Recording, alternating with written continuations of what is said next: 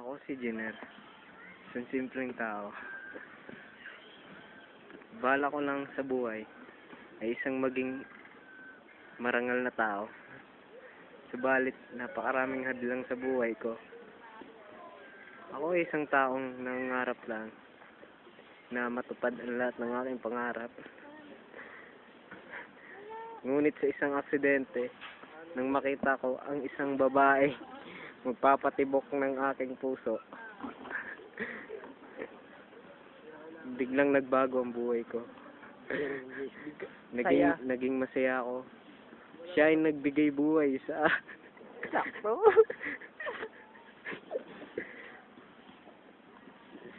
Siya ang nagbigay ng liwanag sa tahimik kong mundo. Sa bawat piso ng aking buhay. Sa bawat paghawi ng sisong ito, pinapangako kong hindi ko siya iiwan kahit ako'y mawala sa mundo.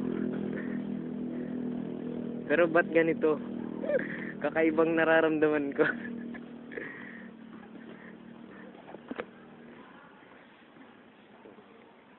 Mahal na mahal ko na siya.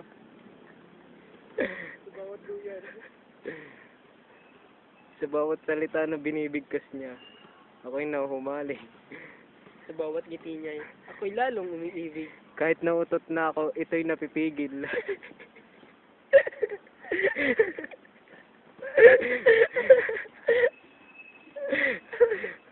Ay, pwede pala yun. Ibig susubukan natin sa SM. Pag siya ay nasa harap ko, humihinto ang mundo ko.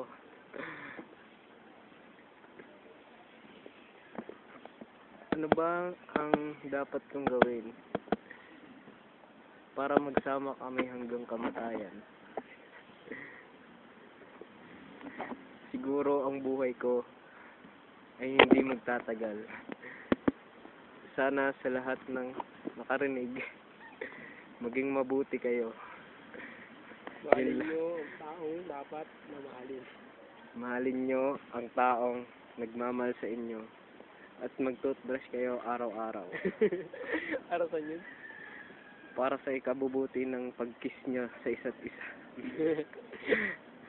Para hindi kaagad mamatay ang iyong iniibig, mag-toothbrush bago umalik.